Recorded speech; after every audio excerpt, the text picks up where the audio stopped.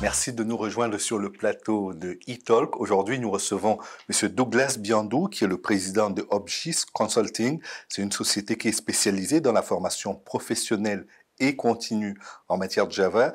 Il est également le promoteur de 10 000 codeurs pour l'Afrique. Bonjour Douglas. Bonjour Louis Manal. Je pense que votre projet est très ambitieux parce qu'il a été lancé en 2015 et sur la décennie, son objectif c'est de former 10 000 codeurs sur le continent africain, dont 50% de femmes. Absolument. Former sur le continent 10 000 jeunes et femmes afin qu'ils puissent devenir le nœud d'une Afrique poumon de l'industrie mondiale du numérique. L'ambition est assez clairement affichée. Est-ce qu'on peut dire que votre ambition, si on la traduisait en d'autres termes, c'est de faire de l'Afrique une espèce de Silicon Valley de l'industrie informatique et de façon générale des nouvelles technologies dans le monde? Nous voulons proposer un nouveau narratif à la jeunesse africaine.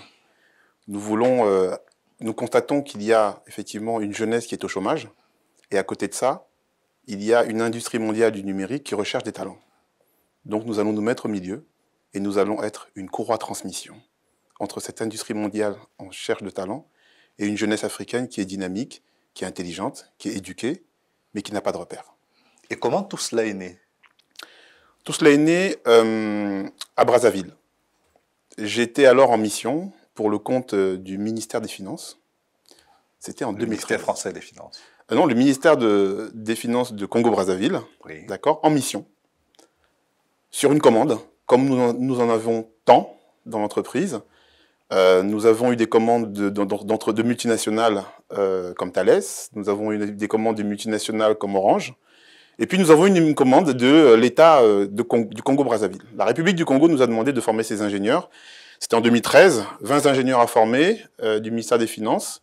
Nous avons fait la mission, et il se trouve que, en journée, je forme donc des ingénieurs congolais, et le soir, en allant à l'hôtel, je rencontre sur le chemin des jeunes qui errent. Mon taximan était quelqu'un qui a fait Bac+5. Et faute de pouvoir travailler dans le domaine dans lequel il s'est formé, il a dû se convertir au Exactement. taxi. Donc, est né en moi, à un moment donné où effectivement professionnellement les choses allaient bien, le besoin d'impact.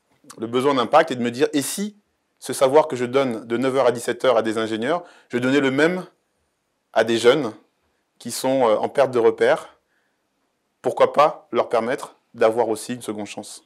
Donc c'est comme ça qu'est né un petit peu ce qui deviendra en 2015 10 000 codeurs. Et quand vous vous spécialisez sur les jeunes et que vous choisissez le domaine du numérique, vous pensez qu'il y a un public prêt pour cela ou vous pensez que vous pouvez fabriquer un besoin, trouver un vivier et lui apporter un impact qui lui permettra de faire la différence? Ce que je me dis surtout, c'est que les jeunes que je rencontre, ils n'ont pas forcément choisi la trajectoire qu'ils ont, mais je sais, moi, que dans mon métier, dans mon secteur d'activité, il y a des opportunités. Je sais, moi, que si un jeune se met corps et âme dans la technique, il trouvera du travail et il pourra gagner de l'argent. Ce besoin de s'insérer professionnellement, je me suis dit que c'était possible. Donc, j'ai plutôt eu la démarche de dire, donnons-leur des qualifications et la main invisible de l'économie fera le reste. Parce que ici, généralement, c'est dans les startups qu'on le fait. C'est-à-dire, on prend un public qui est non seulement conquis pour la cause, mais qui a déjà des idées. Vous, comment est-ce que vous procédez? Vous venez, vous estimez qu'il y a des gens qui pourraient être intéressés et vous sélectionnez les profils ou ça se passe comment? Je vais vous donner l'exemple concret, puisqu'on en a 300 des exemples concrets. Je vais vous donner l'exemple de Yann. Yann Banvi. Il est congolais. Il a un bac, il avait en 2013 un bac scientifique.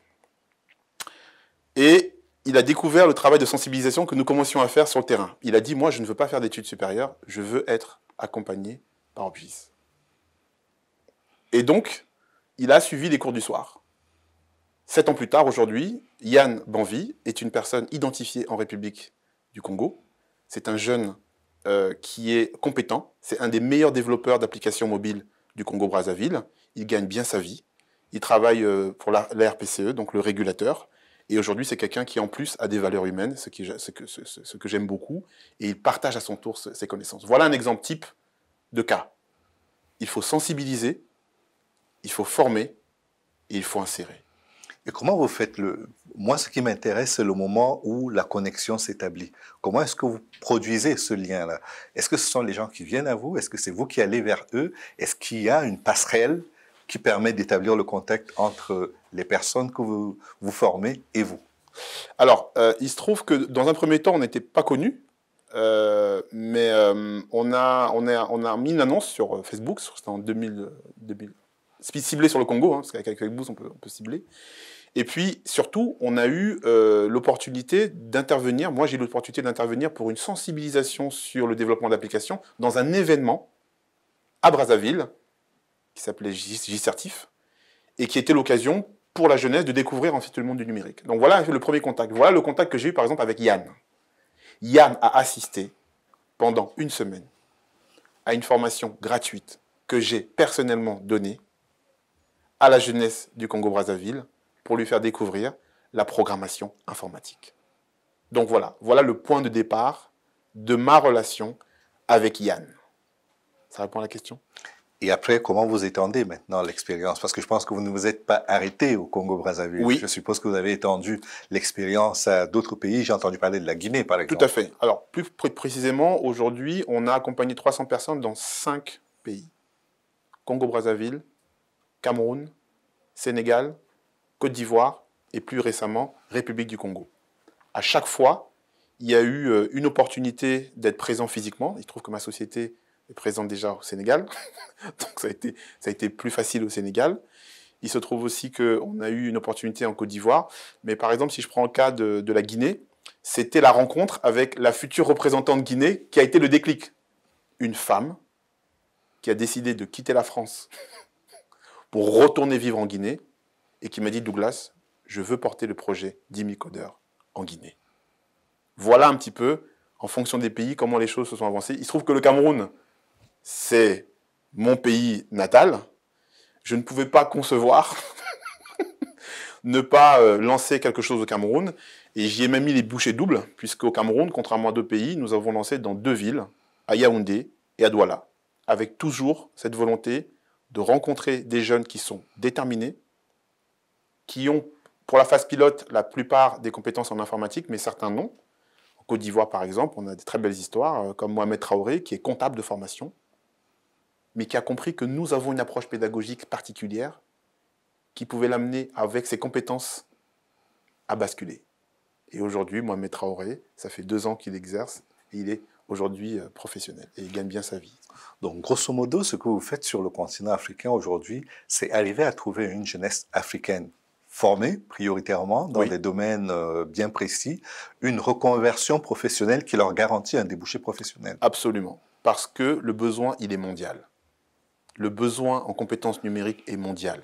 Dans différents métiers que les jeunes ne connaissent pas, et c'est pour ça que dans Dimicodeur, on a aussi une tâche importante de sensibilisation, mais le besoin est mondial. Vous avez un jeune qui est formé, les yeux fermés, vous savez qu'il va trouver des débouchés, d'autant plus que ceux qui l'entourent sont bienveillants. Et c'est là aujourd'hui aussi une valeur ajoutée de Dimicodeur, c'est-à-dire que nous ajoutons, en plus de cette couche technique, nous ajoutons en fait une dimension sociale que nous connaissons bien sur le continent, avec cette relation sociale de grand frère, petit frère. Et donc du coup, le monde professionnel devient la prolongation du monde familial, puisque les jeunes viennent dans une formation, mais la formation c'est une petite partie de Dimicodeur. Juste avant, il y a cette volonté, cette vision, et puis après, il y a ce suivi en mode grande sœur, en mode grand frère. Et je pense que c'est ça qui fait notre différence. Et qui paye pour la formation? Alors aujourd'hui, nous avons mouillé les maillots.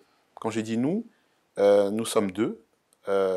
Redouane, qui est le vice-président de l'association Dimicodeur, et moi-même, qui suis le président de l'association Dimicodeur, à travers nos structures, nous avons décidé de mettre le paquet et nous avons financé cette phase pilote. Nous avons financé les 300 premiers, la première, ce qu'on appelle la phase pilote de Dimicodeur, sachant que, vous l'avez noté, notre objectif c'est 10 000.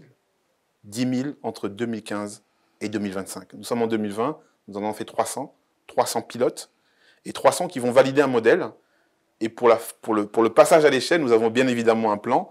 Nous allons multiplier le réseau d'experts, le réseau de grandes sœurs, le réseau de grands frères. Nous allons développer un réseau de centres de formation sur le continent, proche des jeunes, et qui partagent notre vision et nos valeurs. Avec ces 2 éléments clés, et développement d'autres filières que la filière de développement d'applications, avec d'autres métiers qui sont des métiers porteurs, qui sont des métiers recherchés par l'industrie mondiale du numérique. Mais pour travailler, il faut naturellement avoir des fois un téléphone portable ou une tablette numérique, mais il faut surtout des ordinateurs. Comment est-ce qu'ils sont équipés, les personnes? Comment est-ce que vous équipez les personnes que vous formez? Ou alors elles viennent déjà équipées? Dans la phase pilote, les personnes qui sont venues avaient un ordinateur. Dans la phase pilote. Dans la phase industrielle, ce qui nous intéresse surtout, c'est la détermination des jeunes. Nous leur demandons de faire une vidéo de 30 secondes, ce qu'on appelle, nous, le challenge 10 000 codeurs va changer ma vie. Et à partir de là, nous trouvons des bourses de 5 000 €, qui vont leur permettre non seulement d'avoir une compétence technique, mais surtout, on insiste beaucoup là-dessus, d'avoir en fait l'état d'esprit, d'avoir l'intelligence sociale, l'intelligence émotionnelle, qui, vous savez, caractérise le monde de l'entreprise. Il faut avoir un savoir-faire, il faut avoir un savoir-être, il faut aussi être capable de travailler en équipe dans des projets ambitieux. Donc voilà un petit peu la dimension. Et dans cette partie, en fonction des personnes, on va voir dans quelle mesure on peut aussi, pourquoi pas, apporter du matériel. D'accord. Je ne peux pas ne pas comparer ce que vous faites avec ce que l'Inde a fait. Parce que vous voulez que l'Afrique devienne une espèce de fournisseur de codeurs pour le monde entier. L'Inde le fait déjà.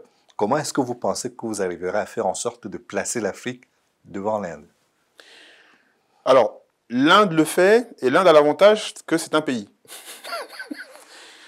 Sur l'Afrique, on a 1,2 milliard de personnes et qui sont réparties dans plusieurs pays. Donc là, le challenge est difficile. Par contre, les jeunes d'aujourd'hui sur le continent, ils veulent rêver.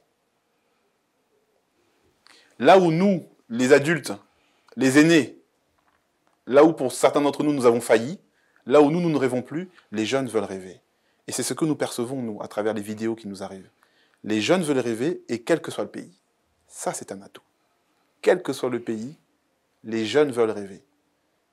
Ceux qui ont l'occasion de regarder un petit peu les vidéos de ces jeunes que nous montrons, ils constatent qu'il y a dans cette lueur, dans leurs yeux, une lueur d'espoir qui, je m'en réjouis, est aussi générée par le travail de terrain que nous faisons et la réussite de leurs pairs, de ceux qui, à 22, 23 ans, commencent à se trouver après un accompagnement d'10 000 codeurs.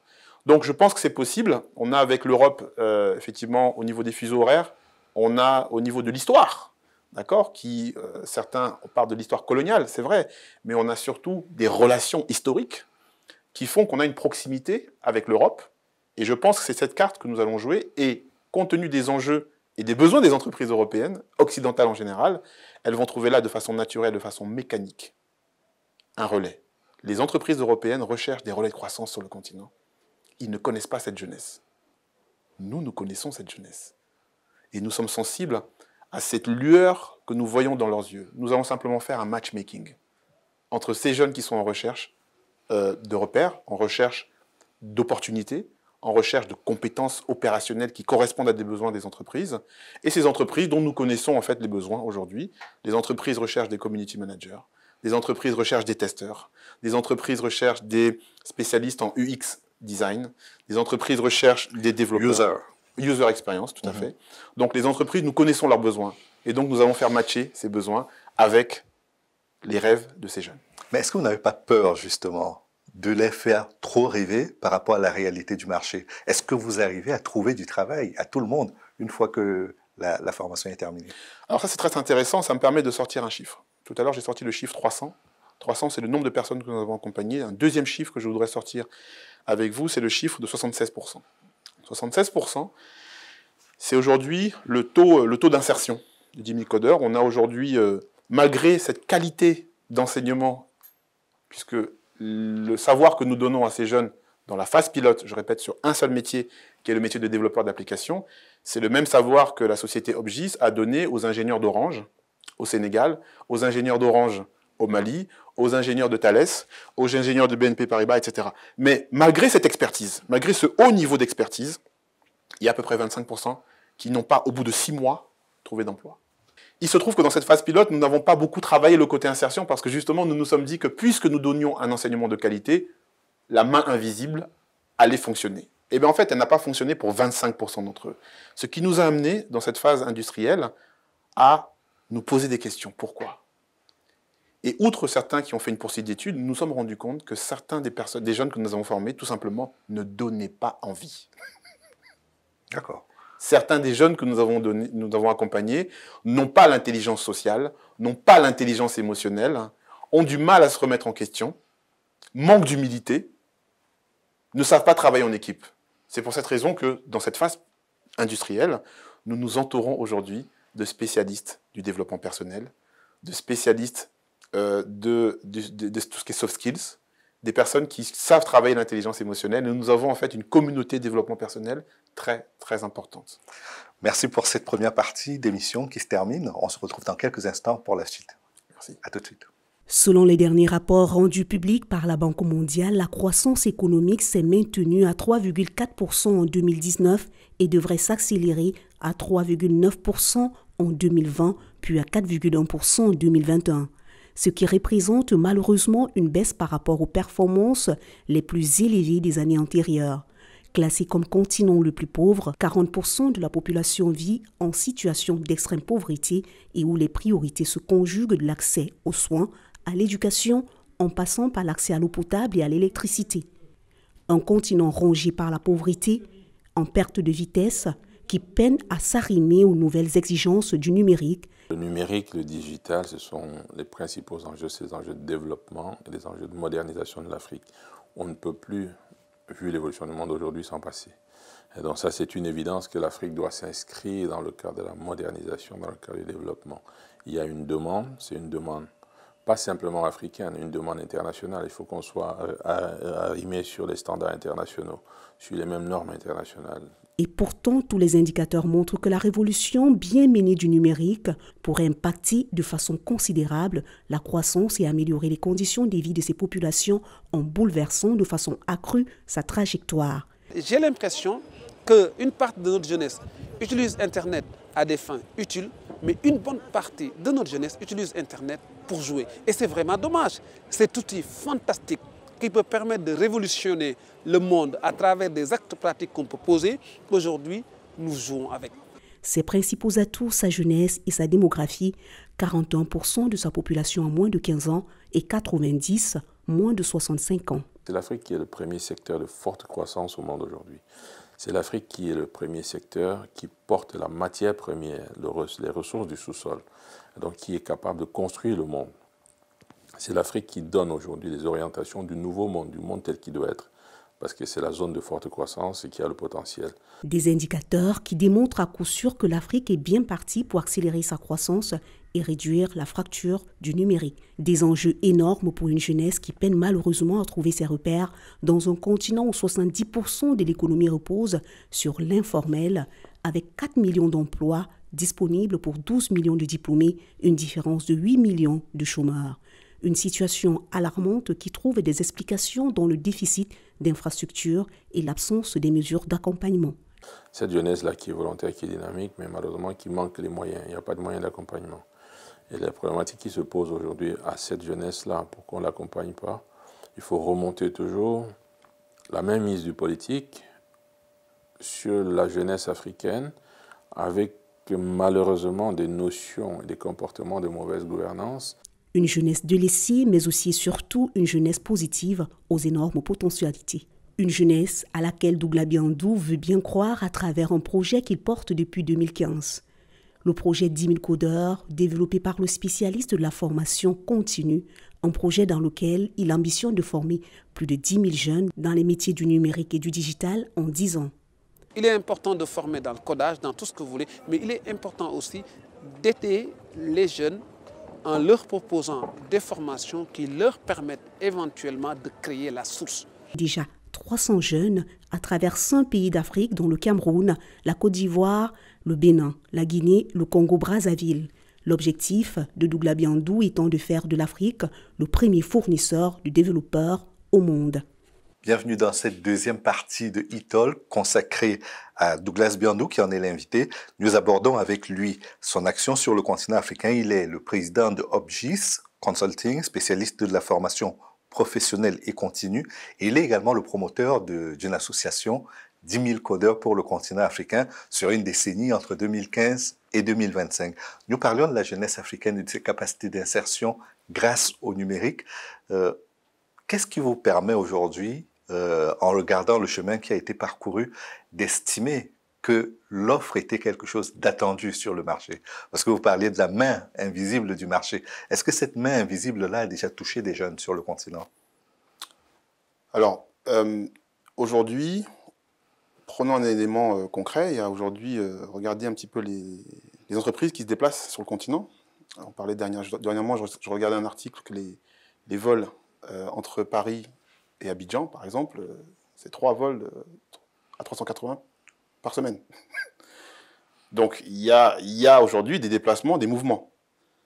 Et donc, il y a besoin de main-d'œuvre sur le continent. C'est vrai dans différents secteurs, mais en particulier dans le secteur du numérique. Autre chose, je regarde un autre chiffre, au niveau de l'État de Côte d'Ivoire, hein, il y a aujourd'hui un vrai problème d'employabilité des gens qui terminent le cursus scolaire, l'enseignement supérieur. De manière générale, un autre chiffre que je vous propose de retenir, c'est 8 millions. 8 millions, c'est en Afrique le nombre de chômeurs que le système éducatif fabrique. 12 millions d'emplois, 12 millions de jeunes, voilà, et 4 millions qui trouvent un emploi. Donc il y a un problème. Donc entre les entreprises qui quittent le continent, l'Europe pour venir en Afrique, et qui cherchent de la main-d'œuvre, il y a un problème. Donc ces jeunes-là, ils sont mal orientés, tout simplement. Ils sont orientés vers des voies, bon, je n'ai rien contre le droit, je n'ai rien contre l'histoire, je n'ai rien contre des filières qui aujourd'hui n'aboutissent pas à de l'emploi, mais nous on veut simplement faire un matching. Et oui, c'est vrai, je regardais un autre chiffre aujourd'hui, une grande société comme KPMG, audit historique, ils ont sorti un budget de 5 milliards pour revoir en fait leur système d'information, pour repositionner. Donc avant ils faisaient que de la comptabilité, maintenant ils veulent faire du système d'information. Ils veulent se développer sur le continent. Ils vont avoir besoin de personnes sur le continent. Donc il y a des signaux qui nous montrent que la jeunesse devrait être au courant de cette... Je parlais de main invisible, c'est tout simplement le marché. On regarde aujourd'hui les offres d'emploi, vous avez vu, partout en Europe, dans la rubrique informatique, on cherche. Non, mais c'est que la difficulté, quand on se met dans votre position et qu'on a le même axe d'appréciation que vous, c'est que la tendance naturelle, c'est d'aller vers les entreprises d'État.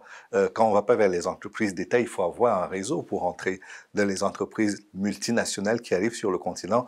Et ce ne sont pas tous les jeunes qui sont au carrefour de ces points où ils peuvent entrer en contact avec les employeurs. Alors, qu'est-ce que vous leur proposez? Nous leur disons ceci. Cette idée qu'on doit faire carrière dans les entreprises étatiques, elle doit évoluer. Parce que les entreprises étatiques ne peuvent pas fournir par rapport aux besoins. Nous voulons apporter un nouveau narratif. Nous voulons apporter un narratif qui va dans le sens que, avec l'appui des grands frères, des grandes sœurs, avec l'appui de ceux qui ont réussi, entre guillemets, dans leur carrière professionnelle et qui, par quête de sens, veulent partager leur savoir-faire, les jeunes ont là un atout solide pour envisager autre chose que les entreprises étatiques, pour envisager autre chose que le secteur public pour se développer. En plus, dans un secteur numérique, nous voulons dire aux jeunes, preuve à l'appui, que le fait de pouvoir rester à la maison,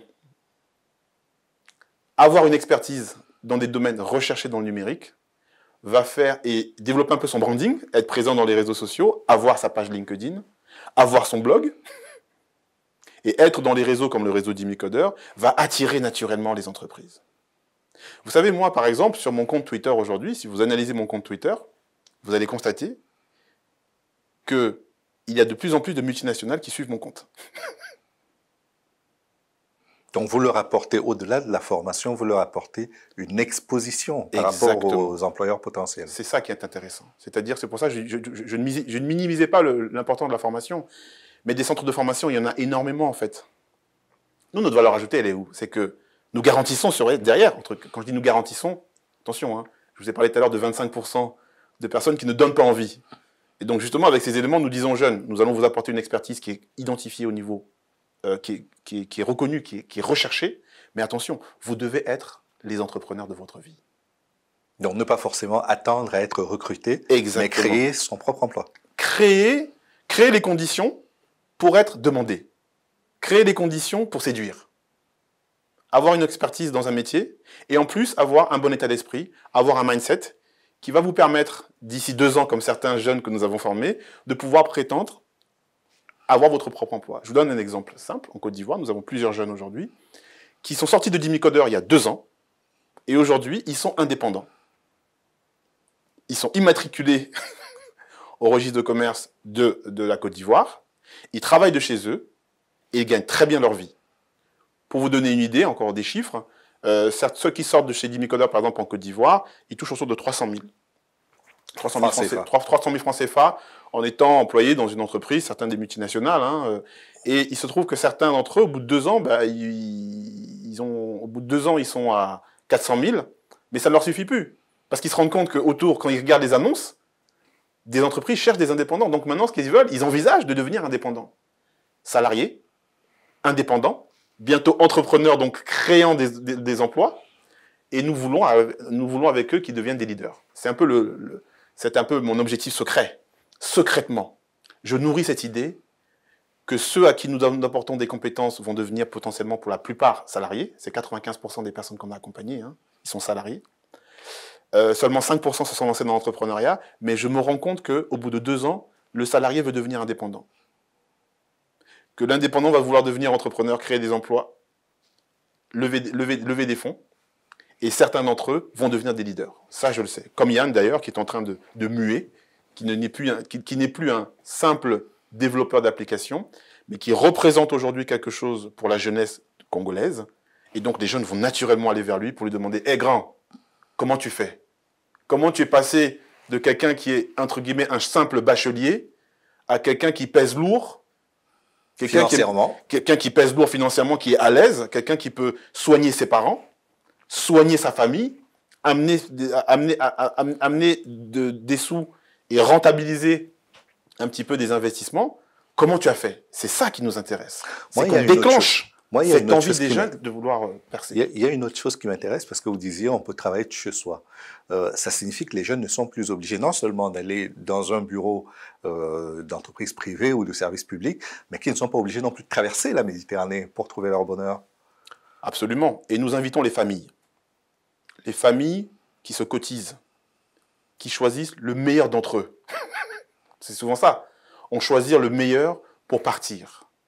On récolte 2 000, 3 000, 4 000, 5 000 euros. 5 000 euros, c'est la bourse que nous demandons maintenant pour former les plus méritants. Que cet argent-là, on demande aux familles de les mettre dans une formation de qualité. C'est cette évolution aussi, ce message que nous voulons faire passer, c'est qu'aujourd'hui, arrêtons de traverser la Manche, arrêtons de faire subir à nos jeunes... La Méditerranée. Oui. Arrêtons de faire subir à nos jeunes ce calvaire, la traversée du désert, le désert libyen, l'Algérie, c'est terrible. Donc aujourd'hui, nous disons, mettons dans l'éducation, investissons dans l'éducation de nos jeunes et faisons confiance aux grands frères et aux grandes sœurs bienveillants du réseau Dimicodeur pour les guider, en plus de leur donner des compétences techniques.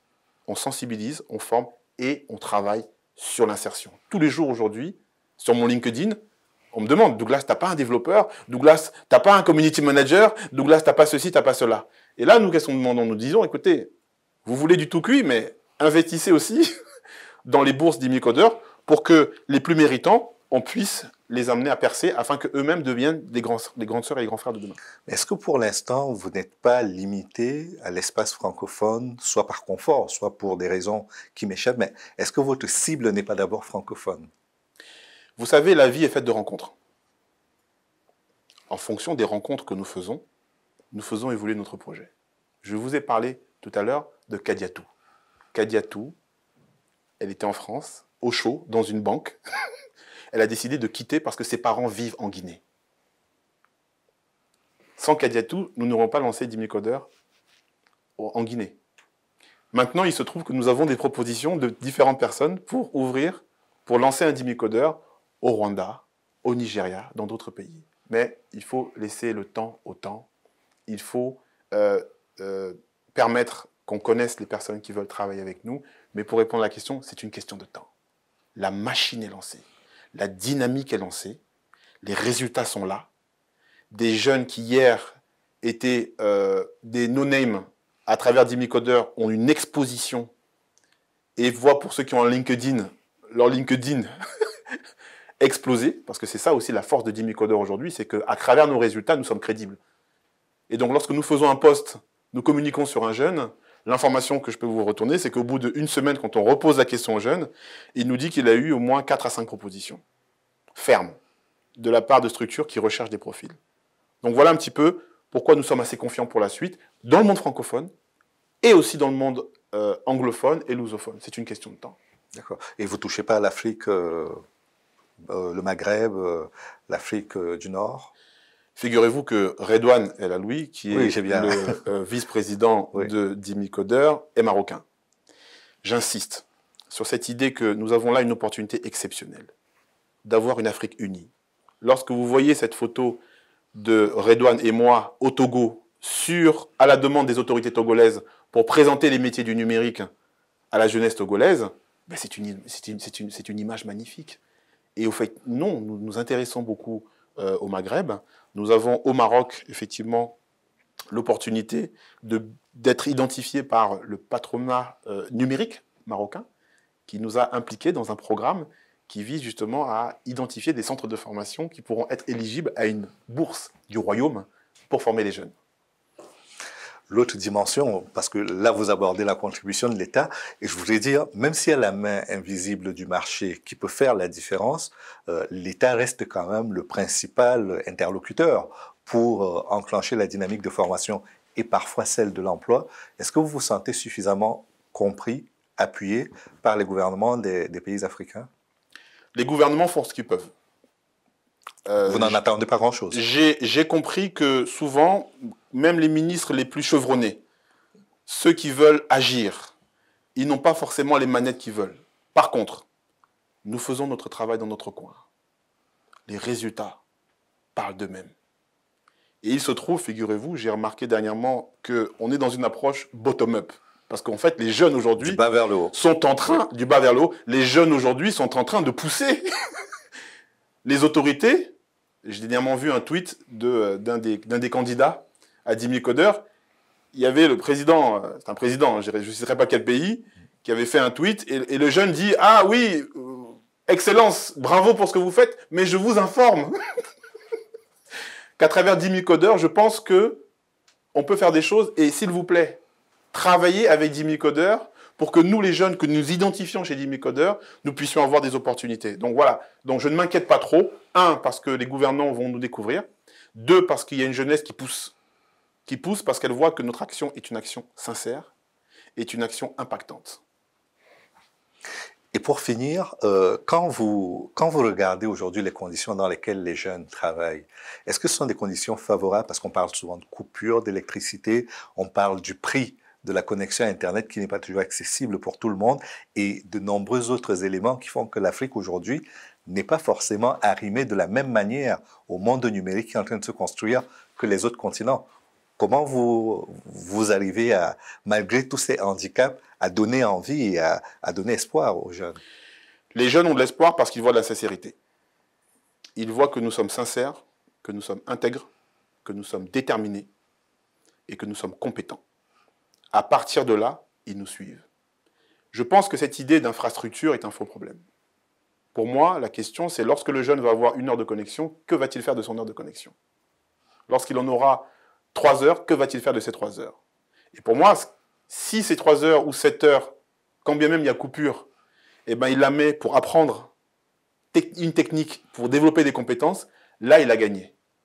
Donc voilà un petit peu pour moi le positionnement par rapport à ça. Et les jeunes qui nous envoient, ou dans cette heure-là, il fait sa petite vidéo de 30 secondes, qui va nous alerter, qui va nous amener à comprendre que ce petit-là, en 30 secondes, il a fait une vidéo, il a tenu 30 secondes, il a dû faire peut-être 20 répétitions derrière, il a su structurer son discours.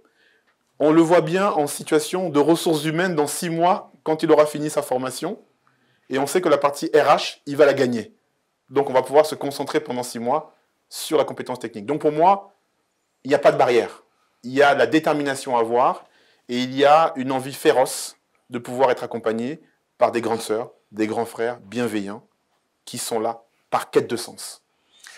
Merci encore, Douglas. Nous aurons une troisième partie pour aller au bout de cette discussion que nous avons commencée. À tout de suite. Merci. L'Afrique continue de faire l'objet de plusieurs convoitises. Quels sont les principaux moteurs de développement pour ce continent classé parmi les plus pauvres et qui peine à rattraper le train de la mondialisation? Selon de nombreux spécialistes du développement économique et numérique, l'Afrique, pour mieux accroître son développement, gagnerait à développer les technologies du numérique. On constate aussi que le transfert de connaissances est extrêmement limité, mais que le numérique peut aussi permettre de réduire le fossé qu'il y a entre les scientifiques et la population, mais également y compris entre les scientifiques de la science dans les pays du Nord également et dans les pays du Sud. Un secteur qui connaît une évolution significative et dans un continent où 80% de l'économie repose sur l'informel, le numérique bien mené pourrait apporter à plusieurs entreprises et start-up plusieurs possibilités de croissance, notamment sur le plan de l'innovation du produit à travers les nouvelles technologies de l'information et de la communication que sont les téléphones, les ordinateurs, les tablettes tactiles et les livres numériques. Des outils avec lesquels les Africains ont compris qu'il fallait désormais conjuguer, d'autant plus qu'elle peut compter sur sa jeunesse, constituée de 70 à 80% de la population. Des spécialistes comme lui s'accordent aussi sur les chiffres assez alarmants de l'état du continent, des efforts des gouvernements étant moindres, un constat corroboré par la Banque mondiale. L'Afrique, malgré son potentiel, doit faire face à un frein non négligeable, celui du déficit d'infrastructures. Un déficit, un retard économique qui nécessite une forte implication des pouvoirs publics. Selon encore les dernières études rendues publiques par la Banque mondiale, le manque d'infrastructures serait à l'origine du ralentissement de la croissance économique, un ralentissement évalué à 2% et qui limiterait la productivité des entreprises de 40%. Une fragilité notoire qui malheureusement expose sa jeunesse à l'oisiveté et aux dangers non négligeables du numérique. Merci de nous rejoindre pour cette troisième et dernière partie de eTalk. Nous sommes toujours en compagnie de Douglas Biandou. Il est président de Obgis Consulting, qui est spécialisé dans la formation professionnelle et continue. Il est également initiateur d'un programme 10 000 codeurs pour le continent africain sur une décennie, entre 2015 et 2025. Est-ce qu'il est propre, est-ce qu'il est juste de considérer que le numérique aujourd'hui en Afrique est un peu le parent pauvre, un peu comme l'ont été le football ou la musique dans certaines années, où on avait l'impression que les enfants qui y allaient avaient raté leur vocation et qu'ils s'amusaient plus qu'ils ne travaillaient? Je pense qu'il y a une méconnaissance du potentiel. Il y a une méconnaissance du potentiel et c'est, je pense, lié à la dimension générationnelle. Nos parents veulent, comme les parents de nos parents, que nous devenions médecins, que nous devenions avocats. Ils sont dans du traditionnel. Nos parents voient la technologie effectivement comme un risque, eux-mêmes ne la maîtrisent pas et ils ne perçoivent pas que derrière cette technologie, il y a un gisement d'emploi, il y a un gisement de métier, il y a des opportunités d'affaires. Donc c'est naturellement qu'ils n'orientent pas forcément les jeunes. Et vous savez l'importance de la parole de l'ancien, lorsque l'ancien demande aux jeunes de partir faire du droit parce que l'ancien a fait du droit ou que son meilleur ami fait du droit, l'enfant suit. Mais c'est que l'ascenseur social, il se plante plus facilement aussi à travers ces circuits-là. Le problème, c'est que... alors l'ascenseur social, oui, mais là encore, on revient au narratif. Aujourd'hui, il faut la culture d'excellence, il faut la culture de la gagne. Il faut que nous apportions un nouveau narratif, une nouvelle façon de penser, un nouveau mindset à ces jeunes. Mais avant même d'y arriver, est-ce que vous n'avez pas l'impression que les jeunes eux-mêmes donnent des arguments aux adultes pour considérer que le numérique, c'est le loisir, c'est le divertissement et rien de sérieux? Quand on voit ce qu'ils font sur les réseaux sociaux, ça ne donne pas l'impression qu'ils travaillent. Sans vouloir me faire l'avocat du diable, a-t-on dit à ces jeunes qu'ils pourraient gagner jusqu'à 1 million de francs CFA par mois? Qui doit le leur dire? S'ils ne devenaient pas uniquement consommateurs, mais s'ils devenaient acteurs du numérique. Mais qui doit le leur dire? Leur a-t-on dit seulement une fois Douglas, qu'ils pourraient dépanner en fait leurs parents de façon radicale, changer leur vie, changer la vie de leurs parents? mais qui doit le leur dire? Ce sont les aînés. Les aînés ont failli. Ceux qui sont censés donner la bonne parole, ceux qui sont censés guider, sont aujourd'hui dans les faits divers. ceux qui sont censés accompagner, ceux qui sont censés dire ce qu'il faut faire, ce qu'il ne faut pas faire. Est-ce que c'est pas trop sont irréel? embarqués Est-ce que c'est pas des trop phénomènes de corruption? Est-ce que c'est pas trop virtuel pour les générations d'avant pour qu'elles ne comprennent pas quels sont les enjeux? Parce qu'on ne va pas les accuser de ne pas comprendre quelque chose qui n'appartient pas à leur génération. En revanche, si les jeunes, qui sont à la fois les premiers concernés et les premiers acteurs, ne prennent pas conscience et ne font pas l'advocacy, j'allais dire en anglais, mais ne plaident pas cela auprès des adultes, j'ai peur que les lignes ne bougent pas assez vite. C'est pour cette raison qu'entre leurs parents et eux, il y a nous. Il y a une génération intermédiaire. Et nous devons prendre nos responsabilités. Je me considère que je suis en train de faire ma part. Vous savez, un peu comme cette légende du rossignol amérindien. D'accord, il y a du feu et puis le rossignol, il prend un peu d'eau, il prend une goutte d'eau, et puis on le voit prendre sa goutte d'eau, mais lui, il fait sa part. Je pense que nous autres experts qui nous sommes fait avoir par le confort de nos 3 000 € par mois dans nos multinationales, nous devons nous réveiller. Je pense que nous autres, qui sommes des spécialistes du secteur numérique, nous qui gagnons notre vie sur le continent comme à l'extérieur du continent, nous devons prendre la situation en main. Nous devons justement nous faire une introspection et nous demander si peut-être nous ne devons pas aussi faire notre part. Et c'est dans cette dynamique que j'invite tous ceux, et je sais qu'ils sont nombreux à suivre effectivement eTalk, à nous rejoindre dans leur secteur respectif, parce que chez Dimicoder, contrairement à ce qu'on pourrait penser, il n'y a pas que du code, il n'y a pas que du numérique. Des experts en BTP, des experts en santé, des experts en développement personnel, des experts en marketing, des experts en vente ont leur place dans Dimicoder, parce que Dimicoder, c'est d'abord une vision d'une Afrique poumon de l'industrie mondiale du numérique. Et une chaîne de compétences également. Et une chaîne de compétences. Donc, pour revenir à la question, je n'en veux pas aux parents. Je demande à ceux qui sont nos semblables, qui ont la quarantaine, qui ont la cinquantaine, mais qui sont dans les métiers porteurs, de faire leur part. Mais bien souvent, je me rends compte qu'ils ne s'en rendent pas compte, ils ne savent pas comment. Et donc, j'en profite aussi pour dire que nous avons fait un début de travail avec ces 300, avec ce pilote. Et donc, ceux qui sont régulièrement la diaspora, la fameuse diaspora dont on parle, ils ont leur corps, effectivement, à l'extérieur, mais ils ont leur cœur, ils ont leur cerveau sur le continent. Et avec Dimicoder, ils ont l'opportunité de jouer leur rôle de grands frères, de devenir des exemples qu'ils ont toujours voulu être et de devenir l'exemple qu'ils auraient souhaité avoir. 2025, c'est bientôt. Nous sommes en 2020, il reste 5 ans sur la décennie que vous avez choisie. Les grands du monde numérique, que ce soit les GAFAM, Google, Apple, Facebook et autres, Amazon, n'ont pas attendu que vous alliez sur le continent pour commencer à l'investir. C'est une vraie course de vitesse, ça n'a rien à voir avec la course pour la colonisation, mais ça y ressemble quand même beaucoup. Comment est-ce que vous vous positionnez dans cette course pour apporter à la fois la bonne parole et l'espoir à la jeunesse? Nous pensons que le marché africain est un marché difficile. C'est difficile l'Afrique. Entreprendre sur le continent, c'est difficile. Nous avons vu de multinationales se casser la figure sur le continent. C'est très spécifique. Nous pensons que nous avons des arguments et que ces multinationales vont naturellement rechercher des partenaires locaux. Nous sommes là.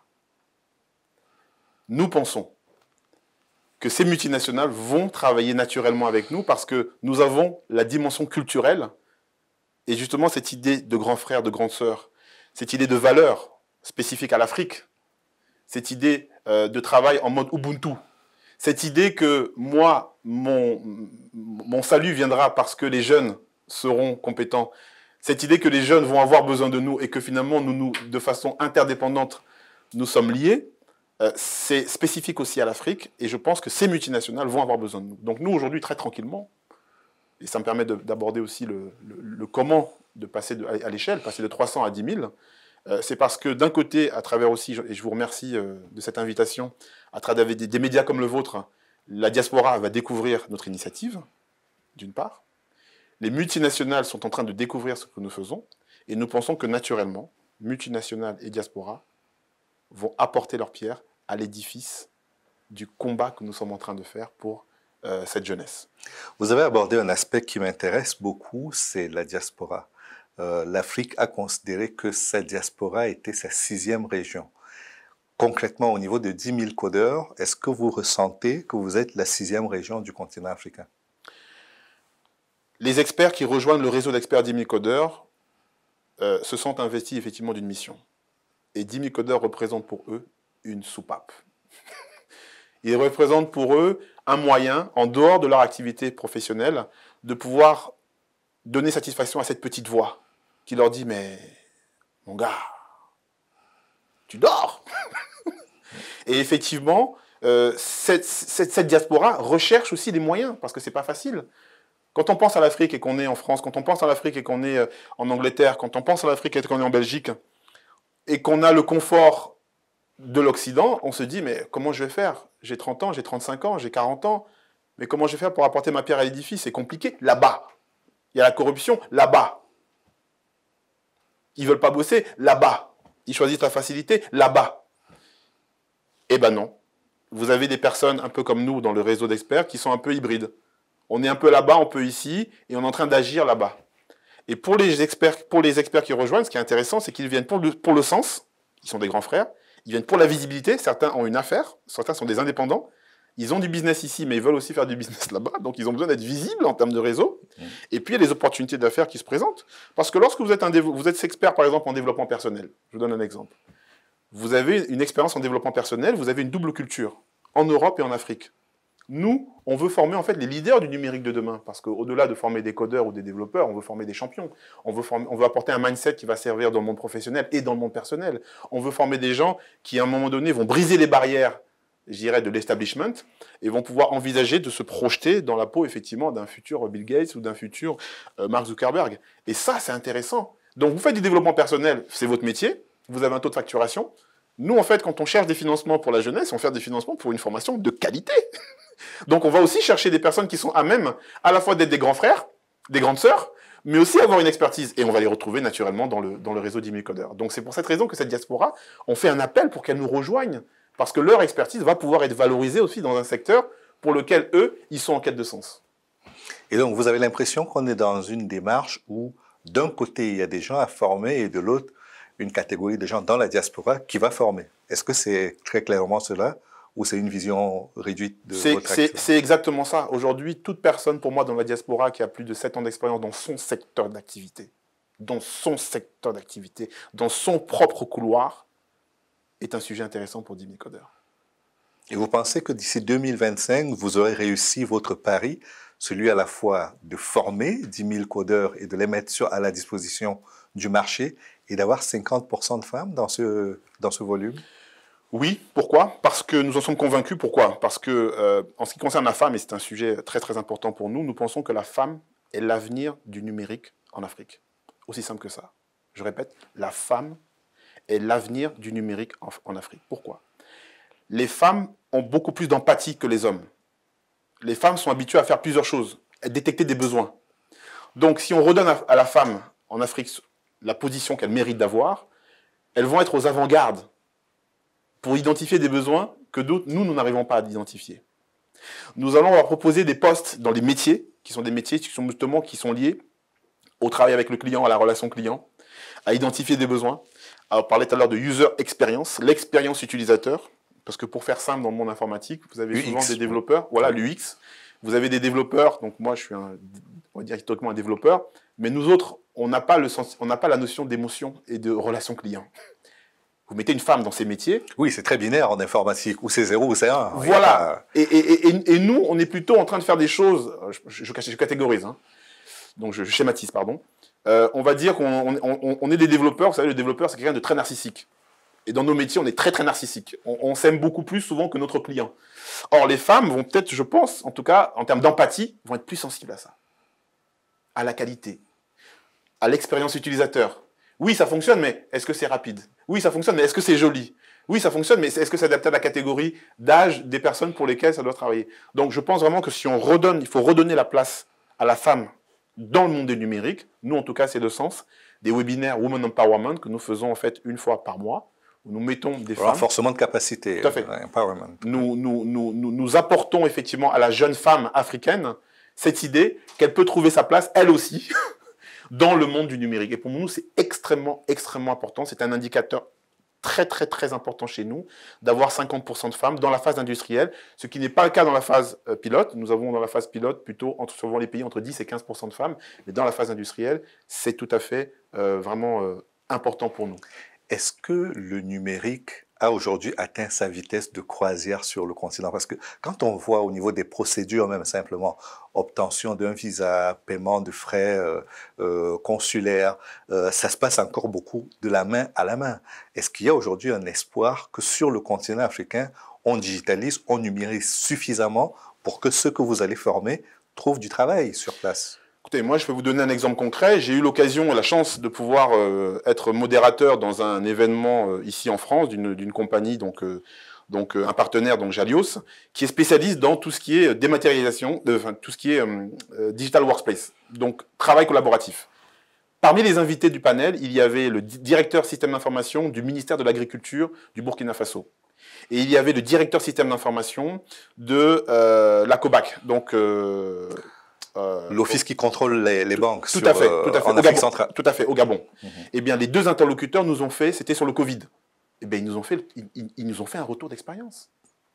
Les administrations se sont mis, en fait, au numérique. Donc, il se trouve que c'est le choc Covid qui a accéléré, mais oui, c'est possible. Et donc, cet exemple-là crée un précédent. Et aujourd'hui, dans cet événement qui était en ligne, il y avait du monde qui regardait. Et donc, ça va faire des émules. Je suis confiant. Je suis confiant sur le fait que les administrations vont se mettre naturellement. Encore faut-il, j'insiste, qu'il y ait sur le territoire potentiellement des organisations, des entreprises, des jeunes qui ont un savoir-faire opérationnel, qui ont le sens de la relation client. Et ce sont justement ces jeunes-là que nous voulons former. C'est cette génération-là de professionnels avec un sens aigu de la relation client, une volonté d'impacter et une volonté d'avoir des solutions qui répondent à des besoins de l'administration publique. Donc moi, je ne me fais pas de soucis. Tant qu'il y aura sur le continent une offre, il va y avoir une demande naturellement qui va venir. Au-delà de l'espoir, par rapport au résultat d'avoir 10 000 décodeurs sur le continent, est-ce que vous êtes confiant par rapport au fait que l'Afrique deviendra aujourd'hui un nouvel espace de développement comment vous avez appelé cela tout à l'heure? Le poumon de l'industrie mondiale du numérique. Vous en êtes convaincu? C'est mécanique. 1,2 milliard de personnes, 70% de jeunes. On met ces jeunes au travail, mécaniquement, l'Afrique devient le poumon de l'industrie mondiale du numérique. C'est mécanique. Et pour ça, il va falloir que les jeunes soient entourés, il va falloir qu'on les oriente, qu'on leur dise que là, il y a de l'argent, là, il n'y a pas d'argent. Là, actuellement, on ne leur dit pas, et on les laisse se mettre dans une attitude où il n'y a pas d'argent. Mais si on leur dit que là, il y a 300 000 francs CFA par mois, là, il y a 500 000 francs CFA par mois, là, il y a 1 million de francs CFA par mois, ils vont s'y mettre. C'est naturel. C'est tout ce que je leur souhaite et c'est tout ce que je vous souhaite également. Merci Douglas Biandou d'être venu, d'avoir accepté notre invitation. Je rappelle que vous êtes le président de Obgis Consulting, qui est spécialiste de la formation professionnelle et continue, et que vous êtes également promoteur de l'association 10 000 codeurs pour le continent africain. J'espère que vous atteindrez votre objectif et que l'Afrique sera un nouveau géant du numérique dans les prochaines années. Merci d'être venu. Merci beaucoup. Et merci à vous d'être resté en notre compagnie pour la suite des programmes.